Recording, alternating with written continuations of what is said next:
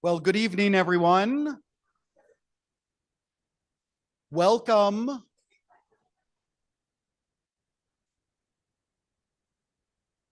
Welcome to our fall season of speaker programs and our library hour tonight. These programs are made possible by the supporters of Founding Forward, which means many of you. Founding Forward's mission is to provide transformative civic education programs for teachers and students and the wider community. And our speaker programs are a big part of that. And they are all made possible by individual donations to Founding Forward. And so those of you who have made those donations, thank you. We have a number of people here, Dr. Gary Dorsheimer, Kristen Moran, Peter Boyle, who are all here to and willing to talk to you about how you can support Founding Forward and make sure that programs like this and like the great teacher programs we did this summer out at Liberty Hill continue to happen. I'm very, very excited about this program tonight. I remember last spring at one of our speaker programs, somebody mentioned to me we hadn't been doing as much history programming. And so the opportunity to have someone come and who's written a really brilliant, beautiful book on World War II felt like a perfect opportunity to meet that demand. And so it's so great to see this room full with so many people who are here just to learn more about World War II. So we will have Q&A at the end, as we always do. We will have it by microphone tonight. So we do remind everyone no more than 2 sentences. It must end with a question mark. And if you cannot manage that, you will be banned the next time. But really, we appreciate the wonderful questions that we always get. And so we will be going around with microphones. Just raise your hand, wait for us to come to you. We do need you to speak into the microphone because we are simulcasting on YouTube live, and then it'll be recorded and put up. And in order for the people who are watching on video to hear, we need to use the microphone. And that is our reminder to please turn off your phones. I arranged that. I really did. Okay. I think that is probably enough from me. We want to get started and hear our wonderful presenter tonight. And to introduce our presenter is the chair of our speaker subcommittee, a longtime member of the education committee and league member, Mr. Paul Snitzer.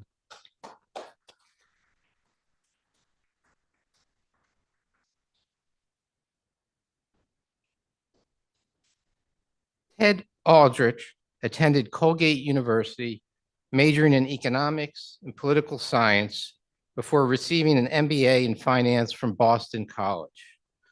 Though his career has been focused on finance with an emphasis on commodities, his love of history has been ever present.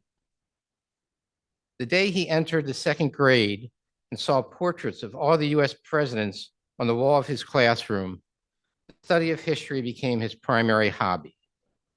Today, he has a library of nearly 700 books, most of which he read during his 30+ years of commuting back and forth from Connecticut to Manhattan. The partnership, George Marshall, Henry Stimson, and the extraordinary collaboration that won World War II, is the first book he has written. Ladies and gentlemen, please join me in welcoming Ted Aldrich to the Union League.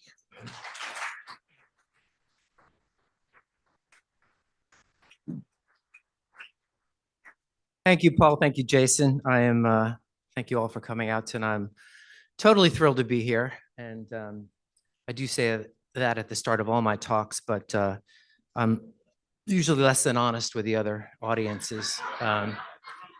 It's not that I don't like speaking to people, and that's always a thrill, but it's the venues. I mean, I wasn't aware of how many library rooms are kind of uninspiring. Community centers are pretty shabby.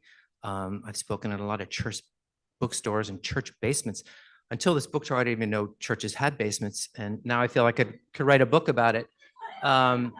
So when you come to a place like this, and Jason gave me the tour beforehand, it's just, and being a history fan, it's just a huge thrill to be here. So you can believe me when I say I'm thrilled to be here. One note, I am a Giants fan, huge Giants fan. So I thought hard about accepting this, but I figured, yeah, you're welcome for Saquon. I figured since we were like 3-23 in the last few years, it wasn't a real threat. Though my younger son, who's a bigger fan, told me I should just give false facts to you all. So you go around talking about this book and seem, he said, quote, seem like idiots. So I'm not going to do that, but I understand where he was coming from. Let's get started. This is Franklin Roosevelt. In November 1943, he had a huge decision to make. Who was going to command all the land, sea, and air forces of the Allies for the invasion of France 6 months later on D-Day? He'd been putting this decision off for a long time, but he was about to meet Stalin and Churchill at the conference in Tehran. And he knew by the time he left that conference, he was going to have to give a name. He had two choices. The logical one was this man who you're going to learn a little about tonight, George C. Marshall. He was had been head of the Army and Air Force for 4 years. He was the most respected man in the military, Army, Navy, or Air Force. He's respected by the Roosevelt administration, by Congress, both sides of the aisle, by MacArthur, by the British, by the Navy. The only problem was he had two jobs. One, as I mentioned, head of the Army and Air Force. And the other, he was one of the 4 members of the Joint Chiefs of Staff and guiding the war for Roosevelt. Now, the other choice was this guy on the right, Dwight Eisenhower, seen here just before the war started. He was just a lieutenant colonel in the Philippines, serving under General MacArthur there on his left. Marshall had plucked him from that unhappy assignment and kept on promoting him to the point where at the time this decision was made, he was in charge of the forces in Europe for the invasion of North Africa and then Italy. Now, there's not much, Roosevelt kept a lot of things to himself, so it's tough to look at the historical record and know what he was thinking. But what the record does show is he was leaning towards Marshall. And I say that because on his way to Tehran for the conference, he stopped in Algeria to see Eisenhower. This is them at that point. And when he got Eisenhower alone, he said to him the following. He said, Ike, you and I both know who the chief of staff of the Army was during the American Civil War, but nobody else does. And I don't want George Marshall to be this, random military footnote when the history of this war is written. And then he flew off to Tehran. So Eisenhower obviously thought that the job was going to be given to Marshall. But Roosevelt was having second thoughts. And when he got to Tehran, he sent one of his aides to go speak to Marshall. And this was taken during that conference in Tehran. And he wanted to flesh out Marshall's opinion about what he thought. And the aide came back and said, this is Harry Hopkins, and said, he said, it's your call, which was very characteristic of Marshall. So Roosevelt thought about it, and then he invited Marshall to his villa to talk about it. And he asked, after some small talk, he said to Marshall, General Marshall, he said, General, I need you to give me your recommendation on who I should name to be commander of D-Day. And Marshall said, Mr. President, it'd be highly inappropriate for me to weigh in on the decision since I know I'm a candidate. You have to do what's in the best interest of the nation, and you just have to know that I will support you 100%, no matter what you do. Roosevelt pondered that for a second and then tossed his hands in the air and said, well, General, I just couldn't sleep without you next to me in Washington. 2 days later, he named Eisenhower to command the forces, and the rest is history. Eisenhower got the ticker tape parade in Manhattan, became president for 8 years. He has a memorial in Washington now. And Marshall, if it weren't for the Marshall Plan, I don't know how many of you in this room would even have heard of him before. It's one of the reasons I wrote the book. I'll tell you the other reasons. As Paul mentioned, I'm a big history buff going way back, and I read all kinds of history, and I get into the World War II phase. And what I have I've always read what the publishers have given me, articles, rather books about the guys on the front line, the Eisenhowers and the Bradleys and the Pattons and MacArthurs and world leaders. And whenever I read these books, the names Stimson, Henry Stimson, and George Marshall kept on popping up, just small ways. But it got me intrigued enough to get a book on Marshall about 25 years ago. And after I read it, I was just in awe of his accomplishments and the man, and I couldn't believe there was not a monument to this guy in Washington. I was a banker. I didn't have a book in my future. I went on to reading and got into what I call a Cold War phase, reading about influential men, particularly in the 50s, late 40s. And of these guys here, if they weren't proteges of Henry Stimson, and I don't have time to name all of them, but you know a few of them, they were Stimsonians, or they revered him. And in reading one of these books about Eisenhower, written by a guy named Stephan Ambrose, Ambrose interviewed Eisenhower late in life and said, "Who's the greatest American you ever met?" And his answer was George Marshall, followed closely by Henry Stimson. And when I read that, I'm like, all right, got to read a book on Stimson. So I did, and again, equally in awe of his accomplishments, the length and breadth of his career. So I knew enough about history to know that these two guys, as the civilian head of the Army and Air Force and the military head during World War II, had to work closely together. So I looked on Amazon for someone who had written a book about it, and when I couldn't find it, I decided to write it myself. I was commuting by train from Westport to New York. The train used to be an hour when I started. It's an hour and 20 these days. That's infrastructure in the New York area. So I knew I had time, and I decided to write the book. One of the things that intrigued me, originally I was just going to focus on the 5 years they worked together, but their backgrounds were too compelling as standalone, particularly, but also how it explains how closely they work together when you understand the differences in their background. So let's start with Stimson, very elite guy. Phillips of Andover, Yale, #2 in his class in Skull and Bones, Harvard Law, #3 in his class.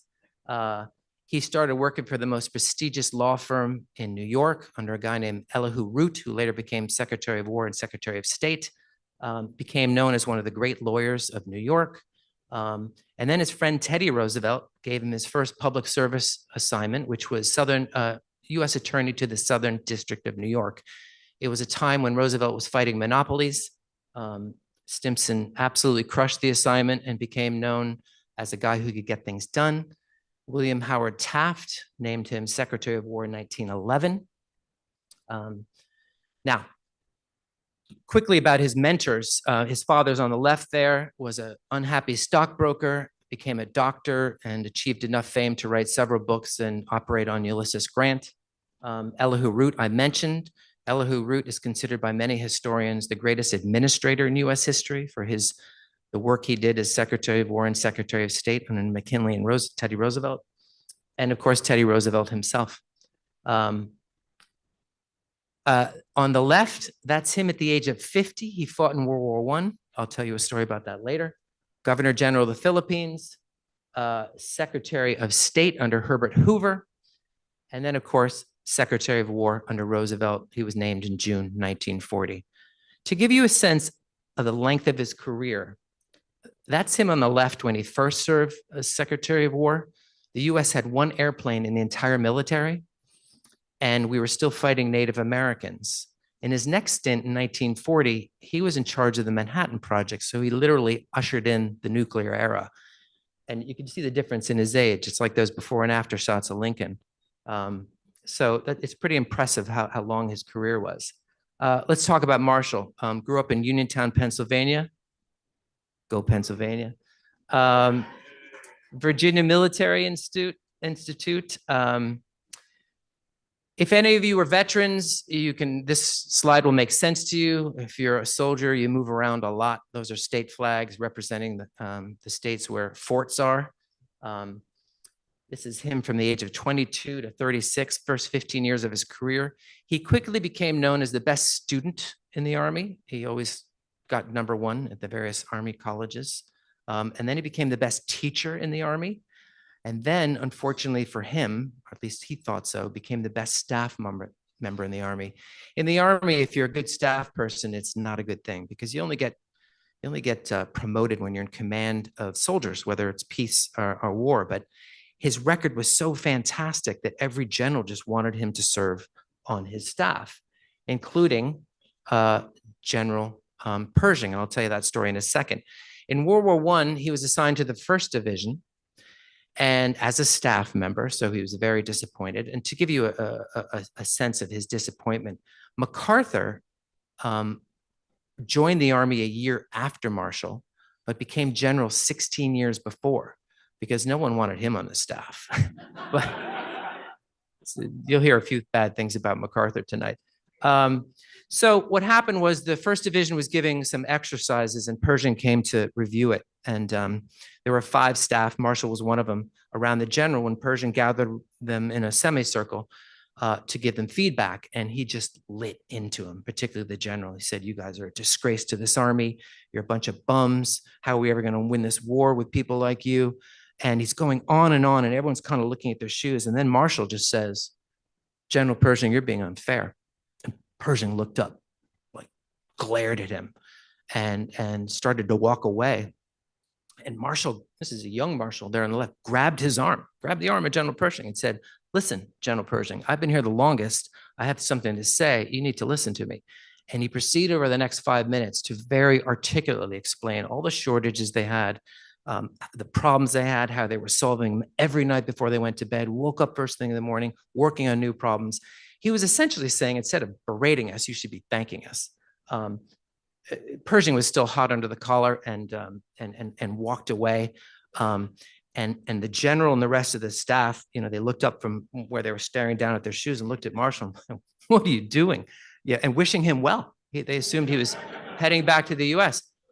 Pershing, on the other hand, when he was walking away, he turned to his aide and said, "If I'm ever in communication with the 1st Division, I want it to be through that kid." Sure enough, he adopted to his staff, and the rest of the war, he served under Pershing. He did not get promoted, but he performed miraculous logistics. In the last battle, the last offensive, Pershing worked out an agreement with the French and English that they were going to fight one battle before joining the general offensive, and they put Marshall in charge of moving 400,000 troops, 90,000 mules and horses, 3,000 guns, 40,000 tons of equipment, 60 miles in less than 10 days. Marshal folk from the French, Pershing didn't think it could be done. He did it in 9 days, and he was considered a wizard. No promotion, but he was a wizard. So after the war, Pershing, loving the guy, put him on his staff, made him aide-de-camp for 5 years when he was chief of staff. Again, Marshall hated it, but he learned a lot because Pershing spent those years just going around the world being honored and left Marshall in command, kind of in charge. So he learned a lot about how the Army and Air Force functioned in a democracy, and it served him well later. From 47 to 52, he was a teacher, and he completely revamped the education system of the United States Army and Air Force. And during World War II, there were 125 generals in the field who went through this program, who were considered Marshall's men. After that, during the Depression, he finally took notice of some higher ups in the Roosevelt administration. Roosevelt put the Army in charge of all those public camps that were building post offices and clearing forests, because who better to motivate men than the Army, large amounts of men to a common cause. And of course, Marshall performed better than anyone else. Roosevelt's aide, Harry Hopkins, whispered in Roosevelt's ear, "Listen, when you're looking for the chief of staff, consider this guy. He's quite talented." So he was sworn in on literally the day World War II started, when Germany invaded Poland. By coincidence, he was sworn in as Army Chief of Staff. What was so great about these two guys? I'm going to let Winston Churchill explain it a little. I'll read this for you because people in the back might not be able to. He said, he wrote this 5 years after the war, "It remains a mystery to me, as yet unexplained, how the very small staffs which the United States kept during the years of peace were able not only to build up the armies and Air Force units, but also to find the leaders in vast staffs capable of handling enormous masses and of moving them faster and farther than masses have ever been moved in war before." This is essentially what Stimson and Marshall did. I don't have anything on historians, but I think my career helped me understand their achievement a little better. My job for most of my career was financing physical commodity traders, energy, metals, and agricultural. And whenever I would speak to the CEOs of the company, I always asked them the same question, what keeps you up at night? Because what kept them up at night should have kept me up at night since I was lending them money. And they always said the same thing. They said, logistics, it's so hard to move these coffee beans from Colombia to the port and then store it at the port and find a boat to take it to the West and then store it there and distribute it. And I just have to laugh when I think about if Marshall or Stimson were hearing those complaints, they had to do this on a scale 10,000 times greater in wartime conditions. So I say in the book, if anyone's read it, that I consider what they did both before the war and during as the greatest feat of management in the history of the world. And that sounds like a bold statement, but nobody's called me out on it yet. I'm sure they will in Philadelphia, though. So here's the US Army in 1940, shortages of everything, officers, ammunition, quality officers, planes and tanks, barracks. Let me give you a sense. Soldiers, we had 170,000. The Nazis had 6 million. Planes, we had 300. The Nazis had 3,000. Tanks, we had 40. The Nazis had 2,500. Marshall hadn't made much progress because of isolationism, but this is the shortages they faced. And what were the obstacles to prepare? One was time. When Stimson joined Marshall in June of 1940, France had fallen, Norway, Holland, Belgium. They didn't know when they were going to get involved in the war, and they had to prepare. But the problem was isolationism, which I explained with this map. Your typical American back then, and 85% of Americans did not want to get involved in the war. The reasons they thought that was okay is they saw on the right side, the Atlantic Ocean, 3,500 miles to Europe. On the left side, the Pacific Ocean, 5,500 miles to Japan. You had Canada, which I'm sure was as friendly then as they are now. And you had the Mexicans that were never really a threat. So they thought, why? The Europeans were fighting wars for 1,000 years. And we had 25 years earlier, we'd lost, 50,000 men and a lot of money saving them in World War I. So they were like, no, leave us out of it. Other obstacles, fear of a powerful army. The US has always feared that, going back to George Washington's day, going back to King George III, when he was having people put up troops in Boston. Fear of corporate monopolies. Hitler, when he wanted planes, could just go to Messerschmitt and give him the whole contract, or Krupp for the big weapons. When Marshall and Stimson needed aluminum, they got a bid from Alcoa, lowest price, highest quality, quickest delivery. But they couldn't give them the whole contract because the new dealers in the White House are like, well, hold on, they're monopolies we have to consider. So really tough, another tough obstacle. And also general complacency. Americans thought that, wars weren't a big deal. And Marshall had to remind him in speeches like this before the war. And he would say that the American Revolution was won by America, but only with 10 times as many troops. We won the War of 1812 with 30 times as many troops. We won World War I, but we didn't really start fighting until 4 years after the Germans were fighting the French and English. His point was, we have to be prepared. So these are the results during the rush to prepare for war. And by the way, that's the two men standing between their offices. A really interesting fact is they kept the door open between their offices always for the full 5 years. I think they did that for two reasons. One, they were practical guys. They were speaking 4 or 5 times a day, and it's just kind of a pain to open the door. But I think the more important thing they were doing was sending a message to the respective staff saying, there is no secrets between the military and the civilians that run the Army and Air Force. What did they accomplish? In 2 years, 5.4 million soldiers from the 170,000. 1.2 beds in 250 locations in 18 months. So I come from a town called Rowayton, Connecticut, population 5,000. I figure that's 250 Rowaytons built in 18 months. It's just impressive management. And if any of you live in the suburbs, there's a house in my street that's going up, and it's being built for the last 2 years. They still haven't finished it. And you think about it, these guys built enough barracks for 1.2 million. So incredible management. 4,500 tanks from 40 and 25,000 planes in 2 years. Let's just talk about the weapons for a second. This is the Garand rifle.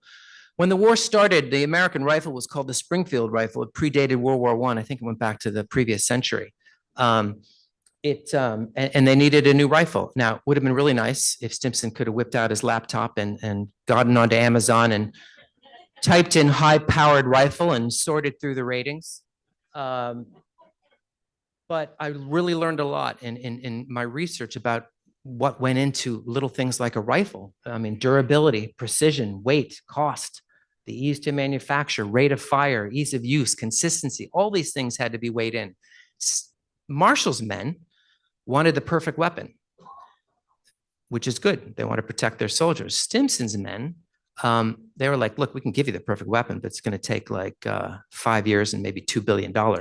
So they had to work really closely together, following the example of their bosses. And they came up with a Garand rifle, which George Patton said was the best battle implement in the history of warfare. So they did a very good job. They couldn't do it alone. Let me tell you about their staffs. And this is always one of my favorite slides, because when I run out of places to speak, I always picture giving this talk to elementary school students and asking them if they notice any pattern. Stimson looks like he was just hiring straight out of the old boys network. But as you can see, almost every one of them went to Harvard Law School, and 3 of the 5 went to Yale undergrad. But it was more than that. If you look at Patterson, he was #1 in his class at Harvard Law. Bundy was #1 in his class at Harvard Law. Harrison, the lower middle, couldn't find his school rank, but he clerked for Oliver Wendell Holmes. So I'm guessing he wasn't so far off from the top. But it was the careers of these men. Patterson was a great New York lawyer who became one of the most respected judges in America. John McCloy later became the chairman of the establishment post-war. And he was known as one of the best negotiators of New York lawyers. Lovett was one of the great bankers of his time, founded Brown Brothers of Harriman. Harrison was in charge of an insurance company and also the chairman of the New York Fed. And Bundy was just a great lawyer in Boston, an incredibly smart guy. Why did he need so many high-powered lawyers? The U.S. was about to go through the greatest expenditures in the history of the country, and they needed guys who could work together as a team, like one does in law cases, and to negotiate contracts, and who are deep thinkers and bright. And his staff is considered the best staff of anyone in World War II, and I think it's the best staff of any cabinet member in the history of the country. Marshall recruited a bit differently. For those in the back, he's holding a book in his lap, but he wasn't holding it during the portrait. I was just showing off my tech skills. That says my little black book. And Marshall did keep a black book. He was a remarkable soldier. In an era during peace when most soldiers are either drinking or playing sports or hunting or chasing women, he was one of those guys we would have all hated. He was studying battle plans. He was always under this. He believed it was his duty to assume that war could happen at any time. So he carried around a little black book, and anytime he met someone who impressed him, he wrote their name down. So Eisenhower, he met in 1919. Eisenhower was sent to Marshall's office in an overlapping assignment to work on Pershing's memoirs. And Eisenhower came into the room and said, I have some ideas to make this a little more zippy. Marshall said, I think it's fine as it is. Now, most officers who were junior in rank would have saluted and walked out the door, but Eisenhower said, let me explain this a little more. And he, again, very articulately explained all the changes he wanted to make to the book. Marshall still killed the idea, but as he left, he got out the black book and wrote Eisenhower, affable, is not a yes man, makes very good arguments, is a smart guy. Patton, who's in the upper row, second to the right, slightly different notation in the black book. I'm going to paraphrase what Marshall said, but it was something like, this is a total nut job. But if you give him command of a tank crew, and keep him on a short leash, he could be a genius. So all these guys were in his black book. And when Marshall became chief of staff, and the war started, or before, as they were preparing, he just got it out and started putting people almost flawlessly in the positions. So they were preparing for war. They had about 17 months together, desperately trying in an era of isolationism. And of course, this happened. And I just have to look at my time. Pearl Harbor. And it was interesting to contrast their reactions to Pearl Harbor. I had the benefit of reading all 10,000 pages of Stimson's diary on December 7th, 1941. He was almost giddy. He was like, this is great. The years of indecision are over. We are going to, absolutely destroy these guys. And he just couldn't wait to get going, couldn't wait to come back to the office the next day. Marshall was distraught. His wife, who wrote her own memoirs, said that he was a Southern gentleman, every night would come home and say hello and take off his hat and give her a kiss. That night, he didn't even look at her. He just said, oh, I'm going to bed, and walked straight up the stairs. And I asked myself, and I didn't have too many original thoughts in this book, but this was one of them.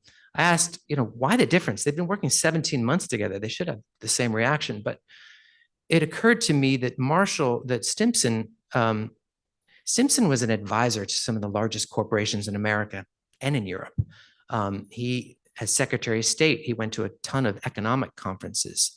So he knew better than anyone that as soon as this war started, America would be able to get their industry up and running to the point where it would outproduce all the nations combined, which happened within 18 months. We were producing more than the nations on both sides. Marshall was a soldier, so he didn't really appreciate the potential of American industry. So not only did they have to prepare, but once Pearl Harbor hit, they had a lot more things on their plate. And reading the diary made me appreciate this. He wrote 4 or 5 pages every night, and it's just amazing how many different problems he had on any different day. They had to decide where all the things out of the factory were going, because it wasn't just Americans. They had to give it to the English, they had to give it to the British, the Soviet Union, and the Chinese. They had to decide whether they were going to prioritize Europe or Asia. They had to figure out strategy in Europe, strategy in Asia. They had to figure out what to do with the Philippines, which was a territory of the United States, what to do with Japanese Americans. There's a chapter on that. Stimson made quite a big mistake there. Integration of troops, the atomic bomb that they were both responsible for. The post-war, always planning for that. How to size the Army and Air Force versus industry. Occupation responsibilities, politics, so many things that they had to manage once the war started. And they had to do it. You'd think they had all these great people on their side, but they were pretty challenging. Let's start with the right. You had de Gaulle and Stalin, the upper right, made things very difficult for us. You had Donald Nelson there, who represented one of the committees that Roosevelt would form to help Stimson and Marshall. Usually it was a hindrance. You had the press. Hitler didn't have to deal with the press. Stalin didn't have to deal with the press. You had MacArthur. I could spend a whole hour talking to you about MacArthur and the problems he caused, as great as he was. You had Congress. You had Roosevelt, tough manager, great man, very tough manager. You had Admiral King, the least liked guy in the whole military, Army, Navy, or Air Force. His daughter said, defending him, said he was very even-tempered. He was always in a rage.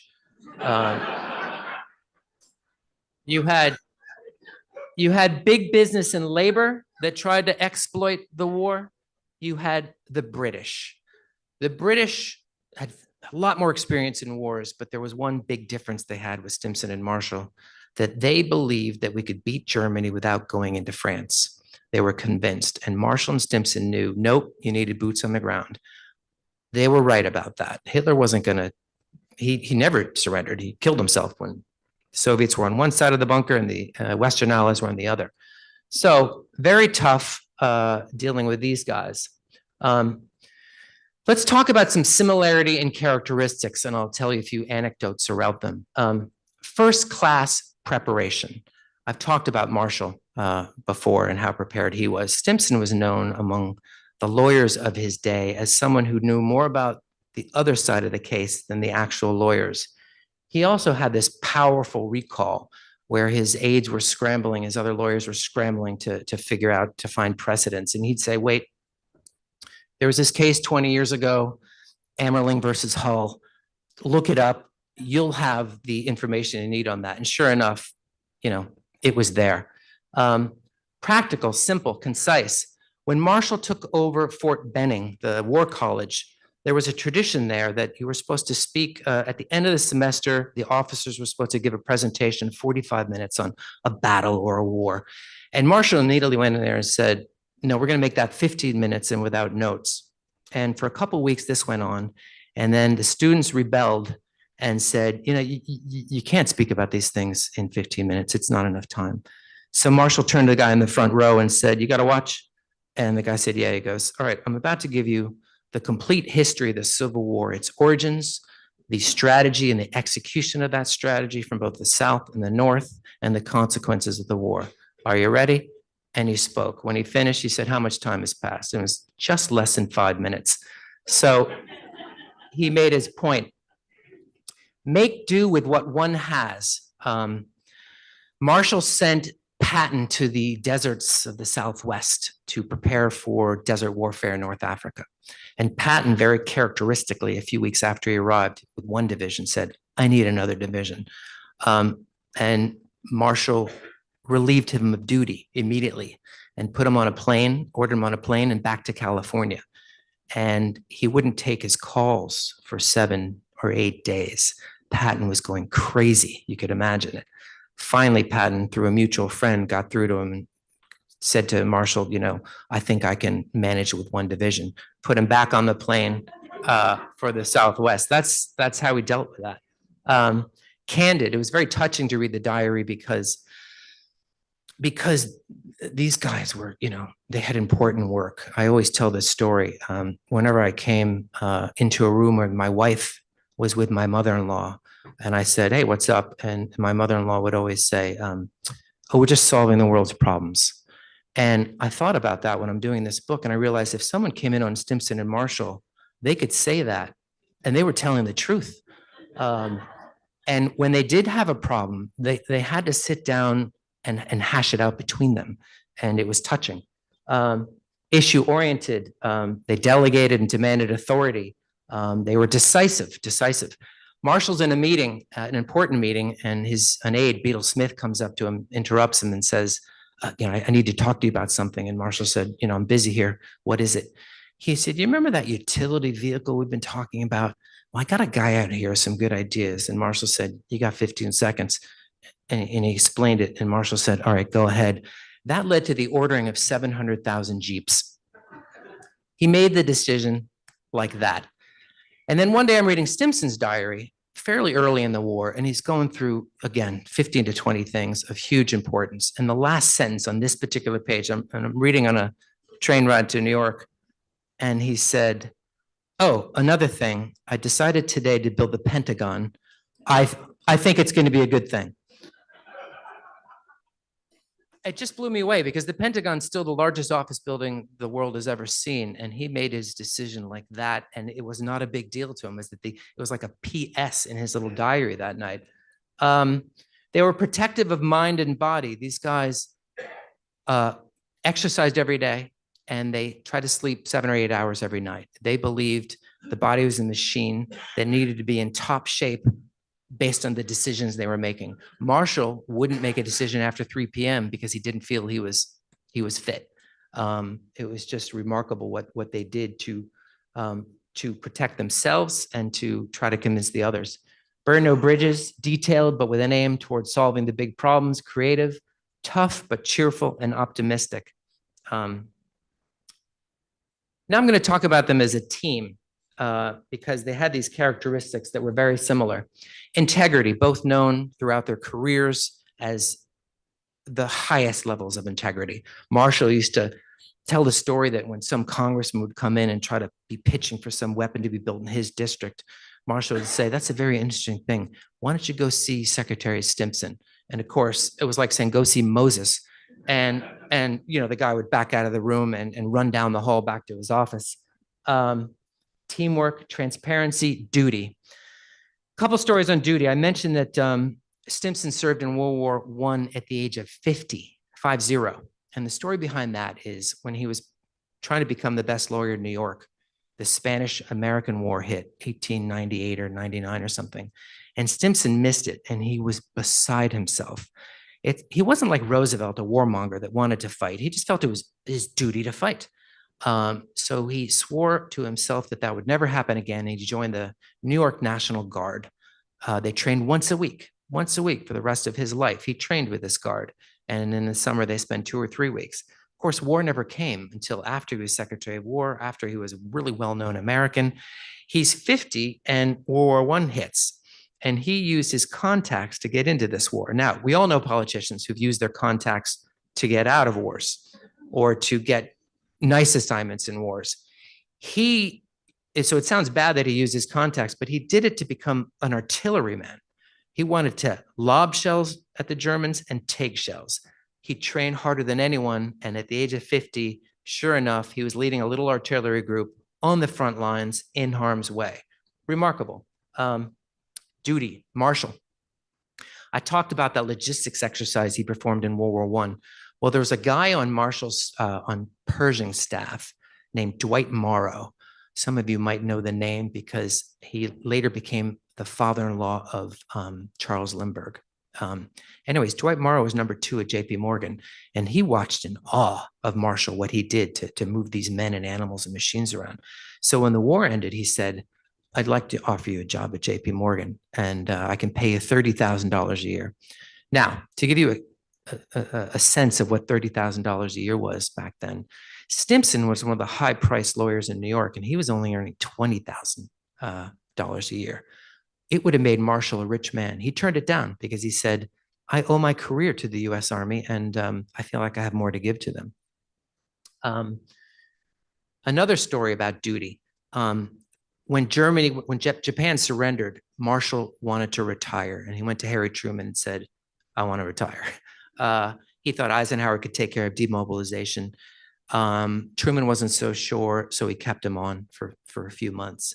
And Marshall's first wife died when he was very young of a heart failure, and he had married again, but they had no time to do anything together because Marshall was, managing all this, and he had a very high-powered career. And they had plans. Their thing was going to be travel the Northwest and fish and hunt and play golf and visit friends and play bridge, but they couldn't wait. And every night when he came home, Marshall's wife would say, is he allowing you to retire yet? And he's like, nope, not yet. And finally it happened, and very small ceremony and fitting with the Marshall's style. They drove the 40 miles to Leesburg, Virginia, where they had a house. It was a sunny day. They were on the porch, just thrilled to start their lives. And his wife said, I'm going to go take a nap upstairs. Marshall said, okay. 15 minutes later, the phone rang, and it was President Truman. This is the day Marshall retired. And he said, General, and Marshall said, Mr. President. He said, I want you to go to China. And Marshall didn't want to wake up his wife, so he said, okay. And an hour later, his wife is coming down the stairs, and it's top of the hour. The news is on. Stimson's on a couch in the living room. She's halfway down the stairs, and she hears the following. And in other news, President Roosevelt named General Marshall to head a delegation to China. He leaves tomorrow morning. And his wife, I'm sure, was thinking, how long have I been asleep? And he ended up serving another 7 years. This is a man who did not want to work anymore. And he was secretary. He did that mission in China, then Secretary of State, then Secretary of War. So huge sense of duty. Loyalty. They were incredibly loyal to one another. Humility. Marshall's last assignment that the U.S. gave him was to be heading the delegation to Queen Elizabeth II's coronation in 1953 in London at Westminster Abbey. And if you've ever been to Westminster Abbey, there's that long, long walk to get to the front of the church. And when he walks in with General Bradley, he's an old man by now, the aisles, as they walked by, all stood and started clapping. And very slowly, Marshall turned to Bradley and said, "Who are they clapping for?" And Bradley looked at him like, you moron. And he just, this is how humble the man was. It was incredible. The last shared characteristic I'm going to talk about is something I think that has made America wonderful over the years, and that is the absolute belief that the military should be subordinate to civilians. And every photo I ever saw of Marshall and Stimson, I'm going to show you a few right now. Marshall's always about a respectable step behind him. It's here, it's here, it's here, it's here, it's here. Now, I'm telling you, if MacArthur were in that role, he'd be out of the picture. He'd be somewhere where I'm standing. It was just remarkable, their belief in that. And it takes me to my last story before I take questions. And that is Stimson's last day in office. It's his birthday, September 28th, I think, 1945. He had a big day ahead of him because he was trying to convince Truman and the cabinet to share the secrets of the bomb with the Soviet Union. Not a particularly popular opinion. Just as a side note, he really wasn't wrong. His thinking was this, and he was right. He said the Soviet Union is going to have this bomb in a few years. I guarantee it. Why don't we start this nuclear age off and use this technology towards the good versus the bad? They're going to just be, a little angry that we use it as a diplomatic tool in our pocket. He tried to convince them. No luck. They heard him out because he was a respected guy. And he was, meanwhile, when he was doing all this, Marshall had gathered 125 generals on the tarmac where Stimson's plane was. And it was the largest gathering of generals in the history of the United States. And he had them line up in 2 rows in the hot sun and wait an hour and a half in their jackets and their hats. And when Stimson showed up, it was a very emotional moment for him and Marshall. He walked down this long line. There was an army band there, Stimson's staff. And when he got to the plane, as the photographer captured, Marshall took off his hat, shook his hand, and escorted him up the stairs. Now, Marshall had a deep admiration and love for Stimson. In those 7 years I described, he always kept an oil portrait of Stimson above his desk. But I think what he was really doing here was sending the message to his generals, saying, listen, there's never going to be a time where our reputation is as high as it is now. We helped win this war, and good for us. But he wanted them to know that they reported to the civilians, authorities, and this was the man that led them through those 5 years. And I think it was a remarkable gesture by a great patriot. So with that, I'm going to take questions. This is a little video you can watch while you're asking questions of the 2 men visiting a plant somewhere in the Northwest. Thank you very much. Ladies and gentlemen, Ted Aldrich.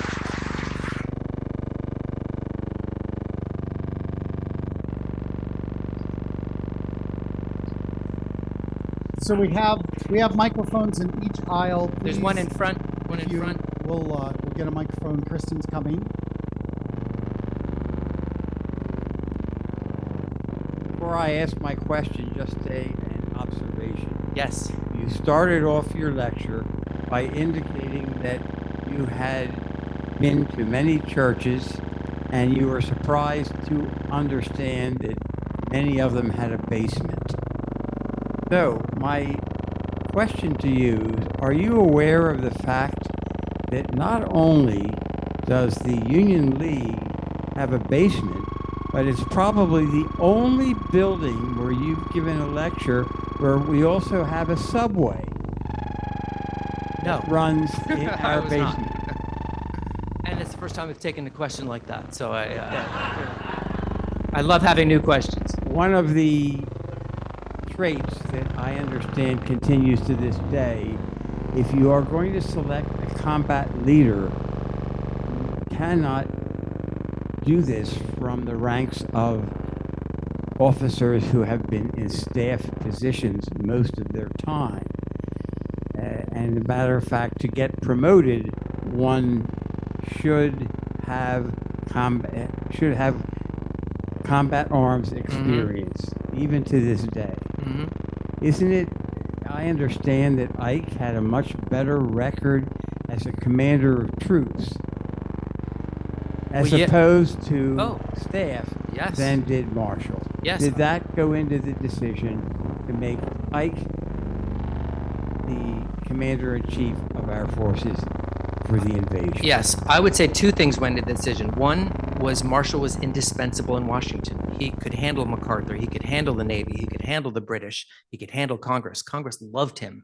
So that's one aspect. The other was, yes, Eisenhower proved himself in North Africa and Italy in command of troops. So he was doing the job. It was natural to use him. But Roosevelt really had a heart for Marshall and really felt he deserved it. And what's amazing is most historians believe if Marshall even gave a hint that he wanted the job, he would have given it to him. He wouldn't even, he never even told Stimson. And apparently, according to his wife, he never even hinted to her that he wanted the job, or after the war ever said he was disappointed he didn't get it. So I think both things factor in the importance of Marshall there and the experience of Eisenhower. It's a very good point. Yes, back there. Thank you for coming today. My pleasure. When it comes to Marshall and Stimson, these two gentlemen were uniquely impressive, as were their staffs. Is this something you can only see in retrospect, or what has happened to where we don't see these type of people today? Is it the institutions? Is it culture? Where's the disconnect? Yeah, so I get this question every time asked in slightly a different way. Usually it's, where are the next Stimsons and Marshalls? I don't really, as many as times I've had it, I don't have a great answer. I'm an optimist. So I like to think these people are out there. And if there's a real crisis of the sort of World War II, they'd be there. But there's a part of me that's not hopeful because I don't see them in the ranks. I can't speak to the Army because I don't really follow who's who in the Army. But the people like Stimson, it's a tough question. I don't know all the factors that went into why they were such an impressive staff. And by the way, it's not just in retrospect. At the time, everyone knew Stimson's staff. They were just all brilliant people that went into that service. So it's a good question. I wish I had a better answer. Sorry about that. Up front, there's a question, and yes, sir, in the back. So my question is, you raised a light on people many of us may not have paid attention to. Why were they hidden? Because publishers, I found this out the hard way, publishers like to, and perhaps we like to read about people in harm's way, on the white horse, in the line of fire. Or world leaders. Nobody wants to. I mean, if I told you, a few years ago, I'm writing a book about a couple guys who sat in offices in Washington during the war, would you be interested? No. And that's why they're not raised up. By the way, the chief of staff during the Civil War was a guy named Henry Halleck. No one's ever heard of him. During the World War I was a guy named, the Secretary of War was Newton Baker, who Marshall said was the greatest American he ever met. And the chief of staff was a guy named Peyton March. I doubt many people have heard of either of these three. So it's just, if you're in Washington, you're just not getting the books written about you. And that was one of the reasons that the 5 top publishing houses turned me down. The other was that I was a nobody. That was probably the big reason. No, they said that. And the other, that it was 800 pages. And that was another reason.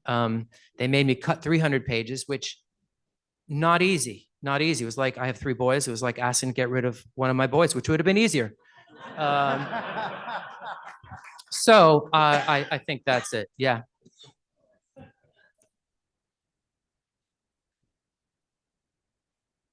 How was this? Well, you pointed out that he was in charge of the Army and the Air Force. When did he decide, and why, to split the Air Force out and give it a separate command? And what was the attention span they had about Japan? Everything was focused on Europe. Yeah. I'll answer both questions, both good questions. Usually in my presentation, I actually thought about it while I was talking, because I always basically say at some point, by the way, the Army and Air Force were combined until 1947. And I just forgot to. So the Army and Air Force were combined. And then in 1947, they decided to make a Secretary of Defense instead of Secretary of Navy and kind of combine them. And the second question was what? Japan. Oh, yes. Yeah, so they decided early on, the British and the Americans decided to that they would focus on Germany first and then defensively on Japan. They thought that was the best strategy.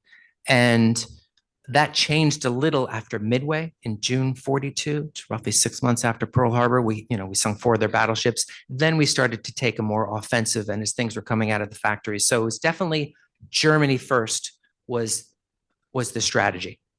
And they did it because they thought it was a greater threat, maybe closer to home. Maybe Hitler was a little crazier. I'm not sure exactly why, but I thought that the German army was very formidable, whereas the Japanese army, it was more the Navy. So that's what they thought. Yeah. Sorry, where's the microphone next? Yeah. One question, one of the things that's impressive about the Union League is downstairs, and you see all generations and all levels of money and society as fighting in the First World War and the Second World War. And our armies nowadays are almost like police forces in the sense that it's the same families that, and do you think that you would find Stimson and so on and so forth in the current United States society? I don't know. Yeah, I would think so. I mean, it's just maybe it's just the desire to make money is more important now, but I would imagine, at least on Stimson's, on the civilian side of it, I'm sure there are really impressive lawyers all over the country who could do this, and the military people as well. And maybe, the younger ranks of the Union League Club, it is an impressive place. I'm going to make sure I go see the basement, of course. But it's been impressive, the floors I've seen. And by the way, Jason, how come you didn't show me the basement? Jeez, hiding out. Yes. Focusing on Marshall's tenure as Secretary of State, do you have a view on Marshall's 2 major disagreements with Truman? One with regard to the state of Israel and the other on the Berlin airlift. I've had a few questions about the post-war, and I always tell people that the book ends when the war ends. So my credibility drops a little on that. I do have a view on it, though. Yeah, so Truman revered Marshall. He thought he was the greatest single individual he ever met. And when it came to Israel, they disagreed, but so did Bob Lovett, so did everyone. Truman made that decision. And these people weren't anti-Semites. They just believed that, and they weren't wrong. They said, if you make this decision, this region's going to be crazy for the next 100 years. And it's been 80, and they were correct. So on the other decision, I don't have enough information about that. Truman was very political and Marshall wasn't. Marshall never voted in his life. Truman made a lot of decisions based on politics, which presidents do, particularly when they want to run again, but even in their second term, when they want their party to. So something probably, their disagreements might have had something to do with that. Yeah, it's a very good question, though. If this is a brief question, this will be our last question. Yes. Could you discuss the conflict within the Roosevelt administration on when it was right to invade Fortress Europe? I understand that Marshall and Stimson wanted to do it earlier than Roosevelt, and Roosevelt prevailed. So I didn't want to bring that up because I like not to say they were wrong, but they were wrong about that. They were right. They were right. The British didn't feel they ever needed to go into France. So the British were wrong about that, and Stimson Marshall right. But Stimson Marshall wanted to go too early, and the British did a very good job, and Roosevelt agreed with them that 43 was too early. Roosevelt also liked the fact that he knew that the American troops really weren't quite ready, and he thought North Africa would be a good place to test them against. It's just a little lower key a battle than Normandy would have been. So they did make that mistake, and the British were right. Are you British? Is that why you brought that up? Yeah. No, they were wrong. They were wrong. So that was the reason. Roosevelt made a good call on that. Yeah. Thank you very much, everyone. I really appreciate it. Ladies and gentlemen,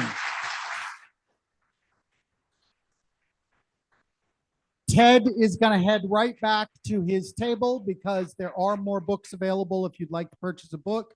Our next program is next Monday, the 30th with Alan Gelzo on his book, Our Ancient Faith. There is still space if you would like to come, and we hope to see you then. Thank you.